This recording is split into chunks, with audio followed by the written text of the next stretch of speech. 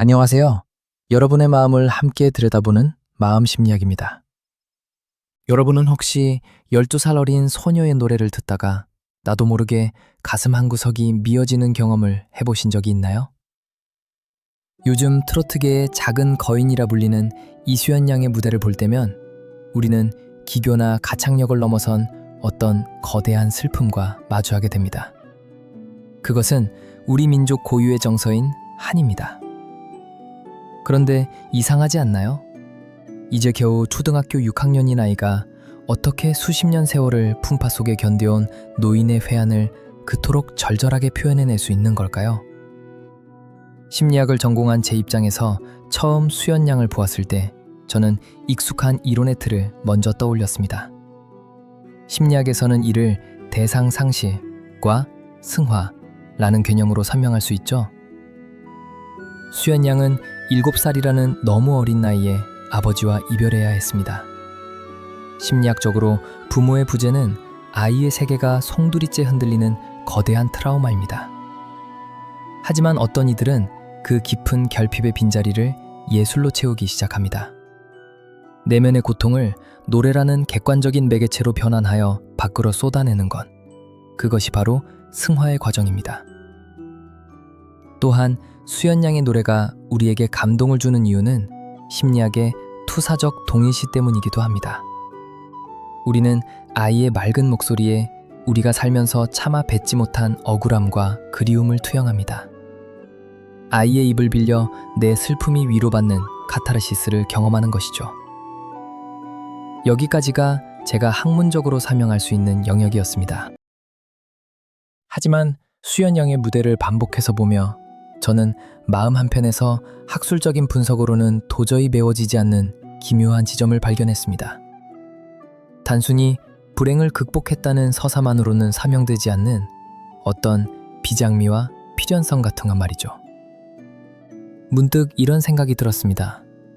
어쩌면 대중의 큰 사랑을 받는 거장이 되기 위해서는 한 개인으로서 누려야 할 가장 따뜻한 사랑인 부모의 사랑을 뛰어넘어야만 하는 가혹한 운명이 존재하는 것은 아닐까? 동양적 사고로 본다면 이는 하늘이 한 영혼에게 만인을 위로하는 목소리라는 천명을 내리는 대신 그를 보호하던 가장 큰 울타리를 거두어가는 가슴 아픈 거래일지도 모른다는 생각입니다. 동양의 고전적인 사고방식에서 부모의 사랑은 한 인간이 태어나 처음 마주하는 가장 따뜻하고 안전한 세계, 즉 소애입니다. 이 울타리 안에서 우리는 보호받고 안주하며 자아를 형성하죠. 하지만 역설적이게도 시대를 위로하고 수만 명의 영혼을 흔드는 거대한 예술은 종종 이 안락한 울타리가 무너진 지점에서 싹을 틔웁니다. 심리학적으로 보면 부모와의 이별은 치유해야 할 상처이지만 운명론적 관점에서는 이것을 확장의 계기로 보기도 합니다. 부모라는 한 지점에 고정되어야 할 아이의 사랑과 그리움이 갈 곳을 잃고 방황하다가 결국 세상 전체를 향해 흘러넘치게 되는 것이죠. 수연 양이 무대 위에서 쏟아내는 그 폭발적인 감정 에너지를 보십시오. 그것은 단순히 아빠가 보고 싶다는 개인의 감정을 넘어 이 땅의 모든 상처 입은 이들을 품으려는 거대한 모성적 에너지와 닿아 있습니다. 어쩌면 대중의 사랑을 받고 사는 예술가에게 부모와의 이별은 한 개인의 자녀로 머물기를 포기하고 희대의 자녀이자 모두의 위로자로 거듭나기 위한 가혹하고도 필연적인 과정이었을지도 모릅니다. 수연 양은 너무 일찍 세상과 단절되는 고통을 겪었지만 그 고통의 심연에서 노래라는 강력한 도구를 발견했습니다. 이것이 바로 심리학에서 말하는 상처 입은 치유자의 전형입니다. 자신의 상처를 숨기지 않고 무대 위에서 당당히 노래로 승화시킬 때 그 노래는 듣는 이들의 가슴 속에 박힌 가시를 뽑아내는 심리적 약이 됩니다. 여기서 우리는 다시 한번 질문하게 됩니다. 왜 하필 이 어린아이에게 이런 가혹한 시련이 주어졌는가? 동양 철학은 이에 대해 천명이라는 답을 내놓습니다. 하늘이 누군가에게 세상을 치유할 큰 도구로 쓰겠다는 명을 내릴 때 그 영혼이 교만해지지 않고 오직 타인의 고통에 깊이 공감할 수 있도록 가장 아픈 곳을 먼저 건드린다고 합니다. 수연양의 한은 단순히 개인의 불행이 아니라 우리 민족의 집단 무의식 속에 흐르는 슬픔을 대신 쏟아내기 위해 하늘이 선택한 통로인 셈입니다. 결국 대중은 수연양의 노래에서 실력을 보는 것이 아니라 그 아이의 영혼이 감내하고 있는 운명의 무게를 봅니다. 그리고 그 비장미 어린 성장에 경외심을 느끼며 기꺼이 부모의 마음으로, 팬의 마음으로 그 빈자리를 채워주려 합니다. 이것이 바로 소해를 잃은 자가 대해를 얻게 되는 우주의 신비로운 균형입니다.